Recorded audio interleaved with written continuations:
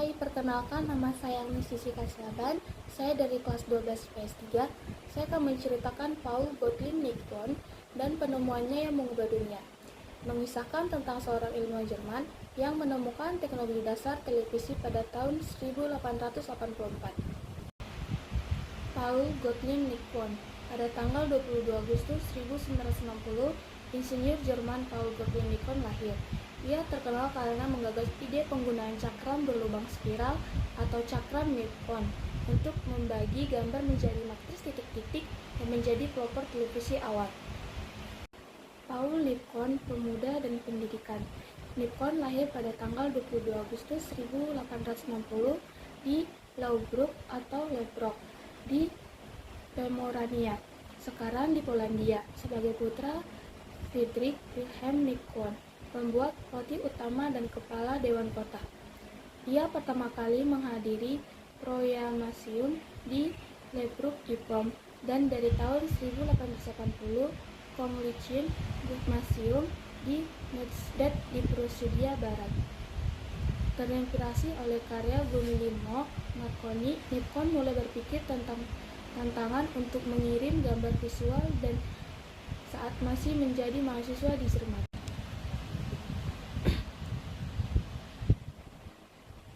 Saat bersekolah di Southdat atau Wejherow, Prusia Barat, Nippon mulai bereksperimen dalam teleponi dan transmisi gambar bergerak. Diketahui secara umum bahwa setiap perangkat transmisi yang berhasil memerlukan 3 komponen penting, yaitu yang pertama, perangkat untuk menerjemahkan gambar visual menjadi impuls elektronik. Yang kedua, perangkat untuk menyusun kembali impuls untuk menjadi gambar lagi, dan yang ketiga, perangkat untuk mengirim impuls dari perangkat pertama ke perangkat yang kedua. Setelah lulus SMA pada tahun 1982, ia pergi ke Berlin untuk belajar matematika dan ilmu pengetahuan alam di Universitas Princes Wilhelm dan menjadi guru di sebuah menegah. Ia juga menghadiri kuliah di Universitas Teknik di Charlottenburg, optik divisiologis dengan Hermann von Helmholtz, dan masalah elektrofisika dengan Almut Selgi. Pada tahun 1984, bahkan sebelum menyelesaikan gelarnya, Nippon telah mengembangkan dan menetapkan sistem transmisi yang memenuhi ketiga persyaratan tersebut. Cakram Nippon. Saat menjadi mahasiswa, Nippon memiliki ide untuk menggunakan cakram spiral berlubang atau cakram Nippon untuk membagi gambar menjadi titik-titik. Catatan tentang penemuannya menyatakan bahwa ide itu datang pada saat duduk sendirian di rumah dengan lampu minyak pada malam Natal 1983. Alexander Bain, seorang penemuan Skotlandia yang telah mematenkan jam listrik, telah mengirimkan gambar secara telegrafis pada tahun 1840-an, tetapi cakram Nippon meningkatkan proses pengkodean.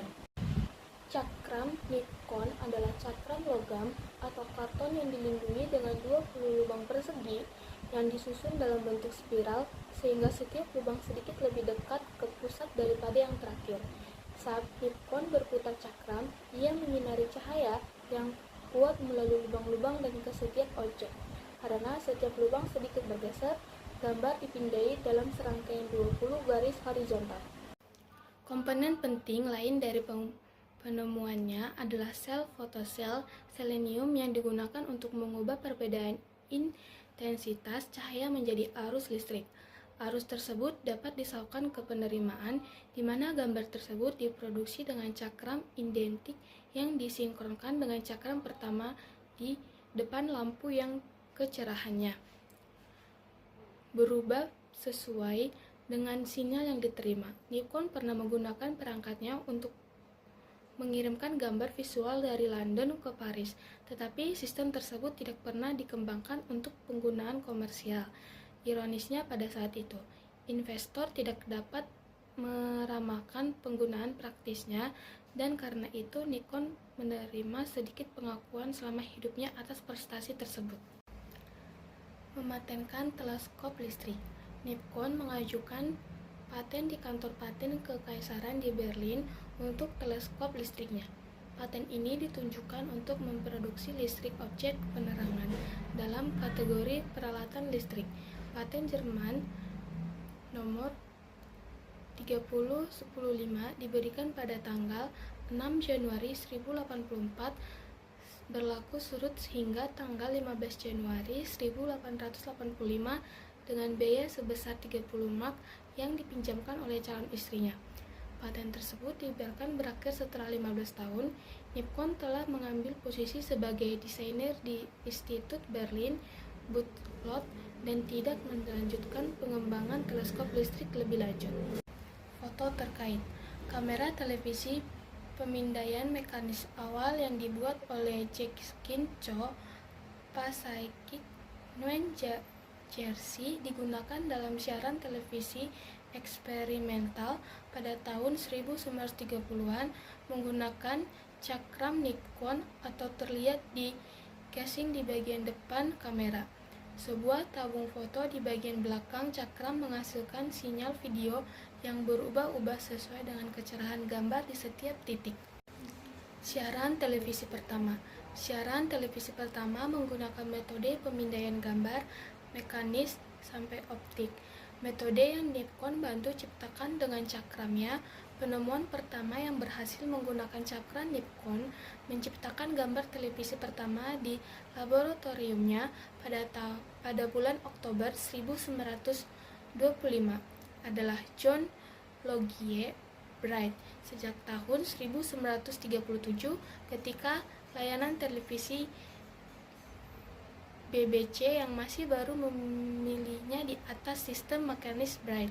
Pemindahan gambar elektronik total berdasarkan karya Marfren von Ardement dan ikonoskop yang ditemukan oleh Vladimir Zhokhin menjadi semakin umum dan penemuan Nikon tidak lagi penting untuk pengembangan televisi lebih lanjut. Saat ini cakram Nikon digunakan secara luas dalam mikroskopi pemindaian konfokal cahaya pantulan untuk menghasilkan gambar yang dapat dilihat secara langsung melalui lensa okuler mikroskop. TV awal di Jerman.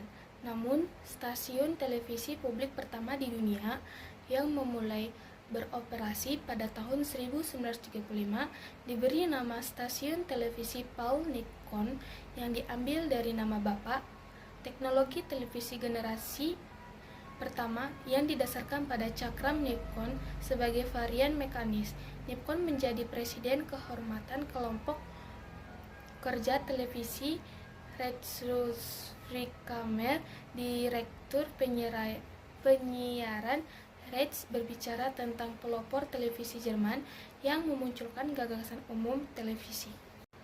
Tahun-tahun berakhir. Pada ulang tahunnya yang ke-75, Universitas Johann Wolfgang Goethe di Frankfurt am Main menganugerahkan gelar doktor kehormatan dalam bidang ilmu pengetahuan alam kepada Paul Nikon. Kampung halamannya di Loughborough mengangkatnya sebagai warga negara kehormatan pada tahun 1937. 2 hari setelah ulang tahunnya yang ke-80, Nikon meninggal karena serangan jantung di Berlin. Ia menerima pemakaman kenegaraan. Upacara kenegaraan berlangsung pada tanggal 30 Agustus 1940 di Universitas Friedrich Wilhelm di Berlin.